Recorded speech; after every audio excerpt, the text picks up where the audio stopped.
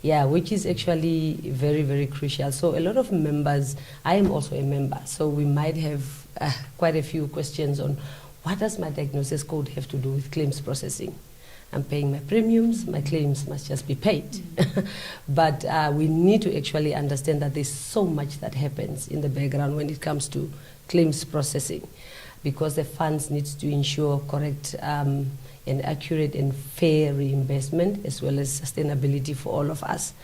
Yeah, so just to remind the listeners, we had a session last week, our first session last week, which actually focused on what ICD-10 code is and why it is important and why Namibia is implementing it as from the 1st of July. So if you missed the live session, you can find the recording on NMC Facebook page or on NMC YouTube channel. So we are glad to have you again here today. And thank you, Watabi, and warm welcome to you. Thank you. It's great to be back. Yeah. It's great to be back. Yeah, we're great to have you. Really, really great to have you. I think to start off, like what I've said, a lot of members are now wondering, what does my diagnosis have to do with claims processing? I've paid my premiums, my claim must just be paid. Yeah, so how does ICD-10 code actually ensure that the claim is processed correctly so that members can actually understand where the diagnosis code comes in when it comes to claims processing from your perspective? Thank you very much. I think it's an important question that a member would have, equally that a healthcare provider would have. I think I'd like to remind the viewers that in our last session we spoke of the golden triangle, where you would have the member who is the premium payer, who requires the service and does not feel an out-of-pocket expense at the time of purchasing the service. Then you have the healthcare provider, the one who provides the service, who is sitting with information asymmetry because they understand your diagnosis or the type of ailment that you would have. They would also understand your benefit structure. Equally, on the other side of that triangle is that you would have the funder, who is to reimburse for that healthcare episode. But at the same time, they only have a certain amount of money in the pocket. So they need to be prudent in terms of how to reimburse that claim. And this is where ICD comes in to the question that you posted. From the perspective of a member is that, one, there will be no more ambiguity in terms of the type of disease that you, in terms of the diagnosis that you have. Would be able to, even with your diabetes, would be able to know what type of diabetes. We'll be able, if it's a fracture, we'll be able to know what type of fracture. This would ensure a seamless process in terms of allocating the correct benefit to the diagnosis so that it's reimbursed faster. Equally, from the healthcare provider perspective, the managed care department is always overwhelmed with these motivational letters. So from that perspective, because the diagnosis versus the intervention is linked, it will make the process so much faster in terms of reimbursing that claim, because now we know what it is that we are paying for. No more ambiguity. And from a funder's perspective, equally, you would know exactly what you'd be paying for. So everybody within that golden triangle, let's just say the veil has been unveiled. The veil has been lifted. So we know what is happening within that space. No back and forth. Yes, no back and forth. No back and forth. Yeah, no back and forth. That's really true. I mean, codes simplifies the language. Actually, that makes it very easy for us, for all of us to understand. Yeah, so in other words, if I explain from a member's perspective, I've been a patient before, and where it starts, not always per se, but as an example, it starts by you as a member going to see a doctor, and then the doctor will do the investigations and whatever is being done, depending on what you present with. And the doctor would give you a diagnosis. So then a diagnosis code, which is the ICD-10 code, is actually assigned to this diagnosis. So what happens is whatever treatment plan or whatever treatment is actually given or procedure, if a procedure is done, it can also be linked to this diagnosis code. So then the claim gets submitted. So this is actually the journey that happens, speaking from a member's perspective. I've been a patient before. Yeah, so now you've spoken about a very important point, which is accurate coding. Because to ensure that the claims is processed correctly, accurate coding is also very important. So in terms of guidance, is there, from the industry perspective, is there a technical guide or a user guide that those that needs to allocate this code can use to actually guide them, and how? What would be your advice on how they can use it practically? I think that's quite an important question, and it's speaking to, remember, international classification of diseases it's worldwide. It's adopted in so many countries, but equally we know and understand that each region has its own unique disease burden. So a code that you would find in Namibia would not be the same code that you would find in Australia, because we have in Australia or the US, because we have completely different disease burden. From a system perspective, is that we have developed a technical software vendor system guide that is helping the software vendors to implement what is expected from them in terms of coding, in terms of the specificity that they would require in order to ensure that their system has the master industry table. The master industry table is the one that is adopted. Maybe for healthcare providers, members don't need to know this, but from healthcare providers is that you are familiar with the procedure codes. Every discipline has its own unique procedure code, coding structure that is linked to the benchmark tariff. Similar to that coding schedule, you would also, let's call it for consistency, a coding schedule for ICD, which is then the master industry table. So the master industry table is the one that a healthcare provider should be using, that is integrated into their system and is equally also integrated in the administrators or funders system to ensure a seamless process happens in terms of when the code is punched in from an MIT file, that it then records the same on the other at the end user, which would then be the funder to reimburse for that claim. So it's critical that healthcare providers must code from the master industry table, the Namibian adopted master industry table. Okay, no, that's really very important, because to make this implementation process successful, the key players need to come around the table. And it's really good to hear that there is a guide, actually, that those that are responsible for assigning the ICD-10 code have access to. Yeah, so in other words, when you submit your claim and the claim is incorrect, so this is where the system readiness issue is important, comes in, is important. So as much as we all have got a responsibility in this implementation, it is crucial from the funders' perspective and the administrators to ensure that the systems are ready to actually make this process very smooth. So this is where the importance of rejection messages comes in.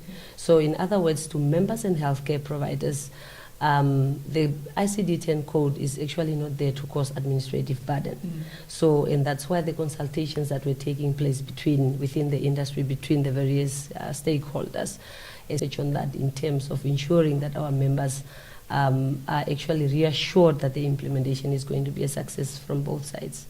I think from a geographical perspective or regional perspective, is that we are South Africa still remains pre-independence. We still have interdependencies from South Africa. Most of the local software vendors, 70% of them are South African-based system that they use. All of these software vendors have given a comfort and indication. We've tested their system to ensure that in terms of the master industry table is incorporated in their systems. So from a healthcare provider perspective, they can be rest assured that all that part is done. The 30% that are local developers, we've also been working this journey with them hand to hand. We've been testing their system rigorously. And they've all assured us. I mean, the system testing is not just them telling us that we are compliant or we are ready for the implementation, but it's actually sitting and testing the system, pulling in live data at that moment to ensure that the system is seamless. So I think from a funder's perspective or from a member's assurance perspective is that the system is ready. Yeah. The system is ready, but it's what you put in the system. And you need whoever's putting it in the system need to ensure that they're pulling it from the master industry table. Yeah. I mean, I think maybe the concern from a member's perspective would most likely be you do have healthcare providers that are not using software vendors, where they are still using manual submission. What do you do with those? So we've availed the master industry table in an Excel format where they can integrate it into their computers to ensure that they are still able to locate the correct ICD-10 codes. Yeah, actually, like the point you made is what you put in is what you fit the system with. And also from the funders and the administrators' perspective is what you do with that code that is submitted. That's also very crucial because, as I've said in the beginning, the question is what does my diagnosis code or ICD-10 code has to do with the claims processing. So in other words, once the claims is submitted and the coding is received on the other side from the funder's perspective, the medical aid needs to ensure that this coding is actually linked to the correct benefit structure. So it should also speak to the tariff. It should also speak to the benefit guide. It should also speak to the fund rules. You know, that is actually what happens on the other side. It's not just about taking a claim and paying it, because we need to ensure fairness. We need to protect the members' funds. We need to protect, the members.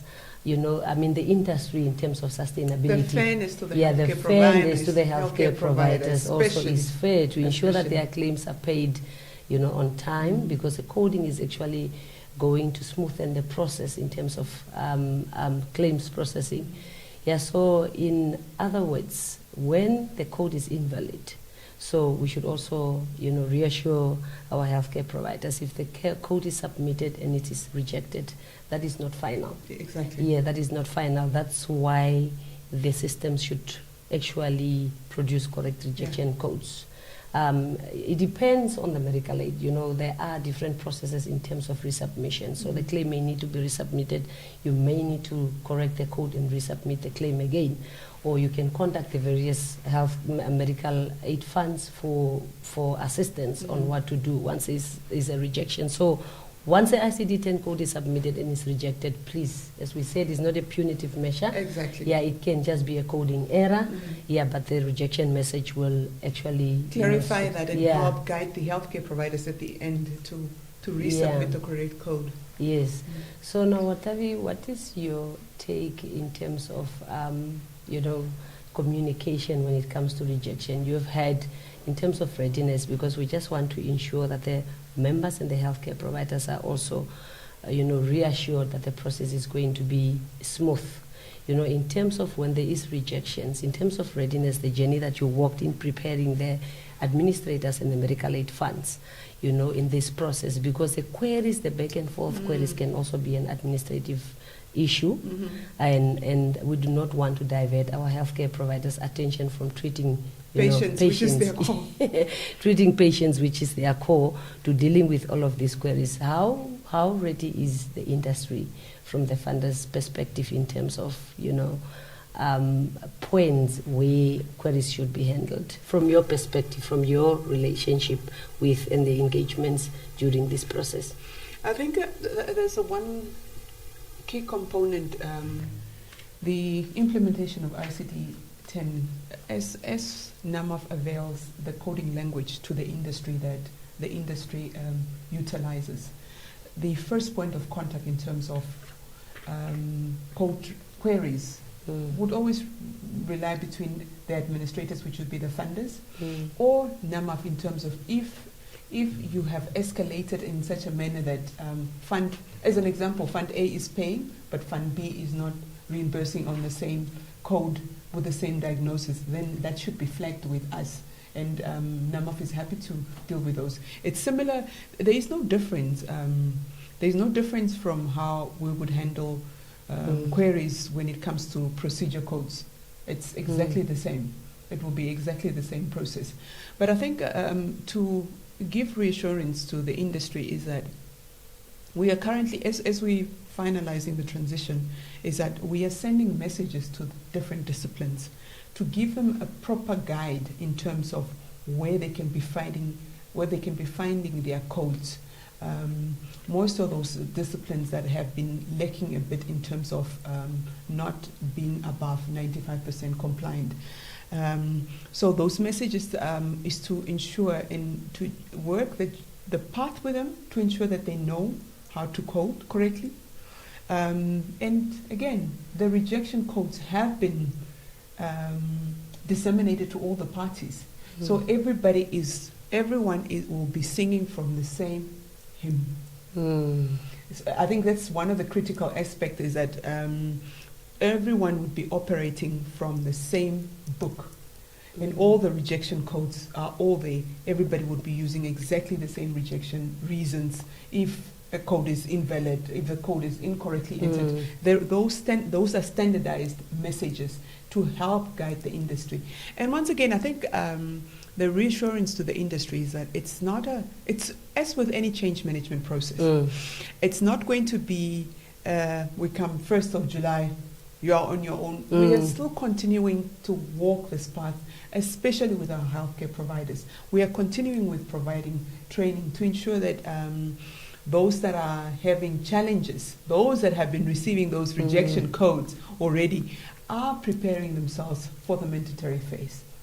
So it's a continuous path. Yeah, it is a continuous path. Yeah. And I really appreciate the fact that you actually emphasized and reassured our healthcare providers as well as the members that it's not going to be the end of it once the implementation is there. That is actually very crucial. So the administrators and the medical aid funds are opening to supporting and ensuring that the rejections are corrected on time, to ensuring that the rejection codes, and it's very good that the industry have actually taken in uniformal language in terms of rejection, so that healthcare providers can also understand when the rejection says A, what does it actually mean and what do I need to do. But that still does not stop them from contacting the respective administrators or the medical aid funds to be assisted further. So another important question, not to waste time, is on the issue just of... to cut your thought, I think there's an important afterthought that came through now, is that we need to understand that with change management, we are going to experience a bit of hiccups. Yes. As much as we've been, the system, we have been in phase 2.1, which ICD-10 codes were encouraged to be part of the claim.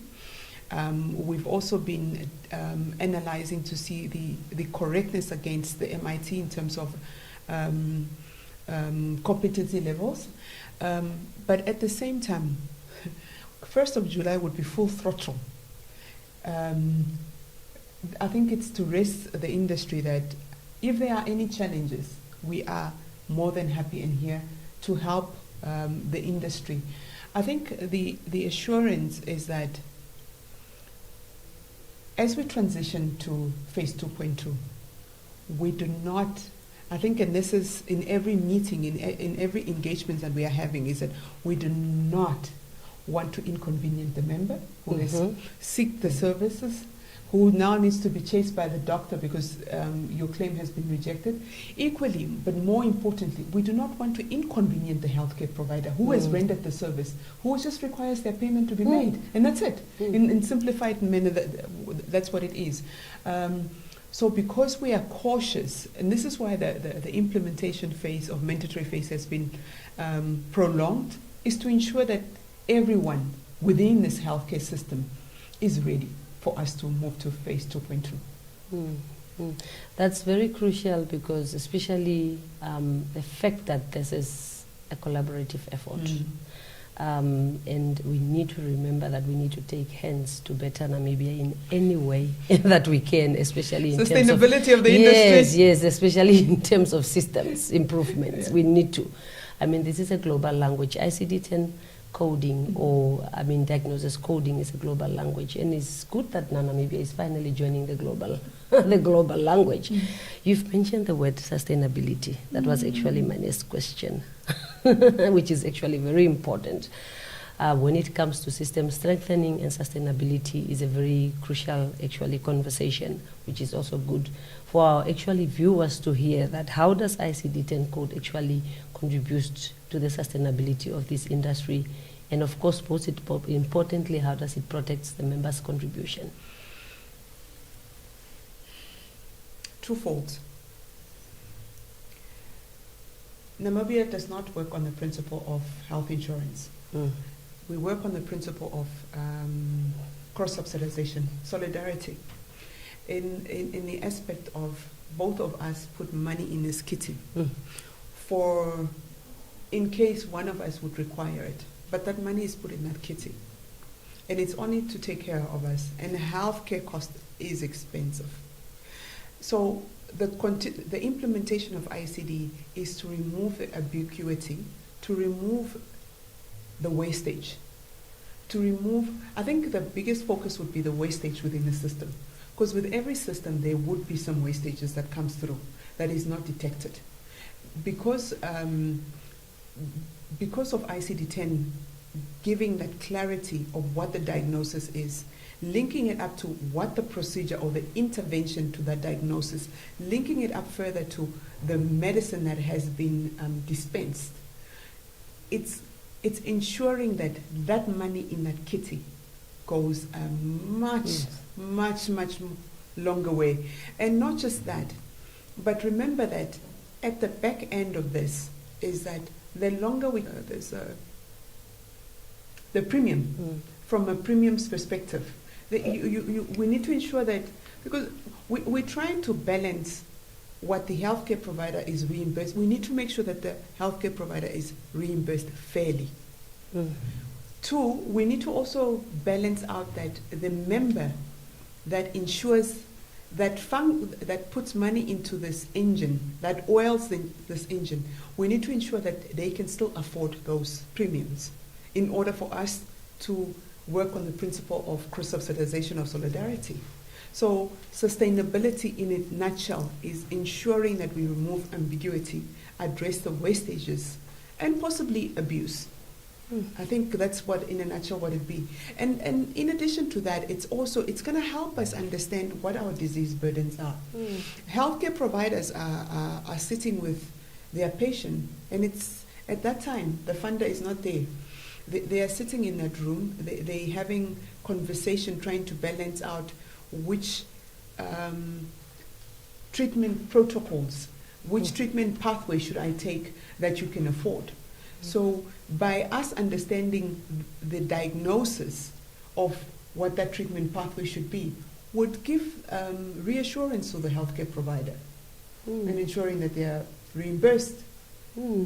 Yeah, well, that's really very important. I mean, I think by now we all understand what this coding actually means to this industry or to the healthcare industry. You've actually unpacked it well.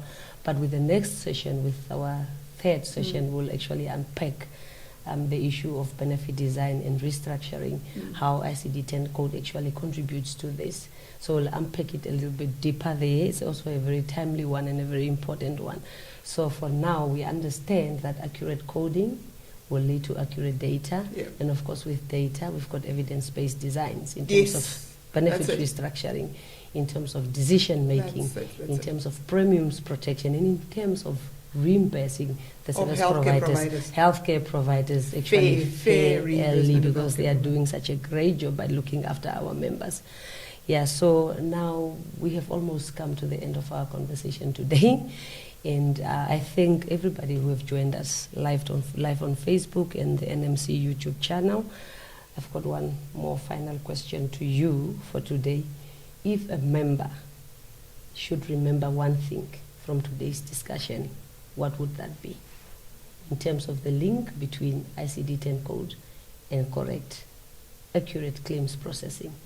When you're visiting your healthcare provider, ensure that you ask your healthcare provider to put the ICD-10 code on your claim. I think in a nutshell that's what it is. And sign the consent form. Sign a consent form to make sure that everything is. There's nothing that I hate when a healthcare provider has to call me 2 months later to say that there's an outstanding bill of 100 and something. It's so annoying. Or the medical aid rejected it.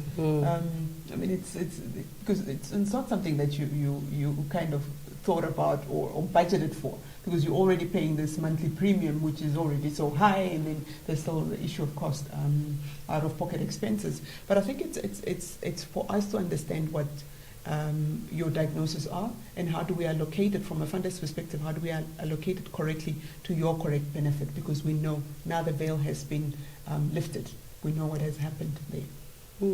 And rest assured, your information remains confidential. Confidential. So it's between you and your patient. Yes. It's between the patient and the healthcare provider. And the healthcare provider, yes. That's thank you for actually emphasizing on that. We have actually come to the end of our session. And to our members, ICD-10 code is really very crucial in ensuring that your claim is processed correctly. To the healthcare providers also as well, in ensuring that your claim is paid timely and is also paid fairly. And of course to the funders and the administrators, just to ensure that the systems are ready to accommodate and the rejections are clear. And of course queries will be handled effectively to ensure that the members are not compromised in this process. And to everybody, it is a collective effort. It is not a one-man show. Everybody's effort is really crucial, in improving whatever we need to improve throughout the process of this implementation. Join us again next week on Thursday, live on the NMC Facebook page and NMC YouTube channel. Thank you. Thank you so much. Thank you for having me. Thank you. Very happy to have you. Very happy to have you. Done. Thank you. I think it was 20 minutes. It was longer. I knew it was longer. Was it really 30? Yeah, it was longer. We need to cut it to 20 minutes. Yeah, next time, at least we cut it with 30 minutes. Next time, 20. Some of the things have to be a repetition, because someone is hearing it for the first time. And if you are not able to link the first session to this one, someone who's just starting to join this is not going to get what they need. It was very difficult, hard, a distraction for me to cut. Why? I had a lot of questions. So now when I came here, when she told me it was 1 hour,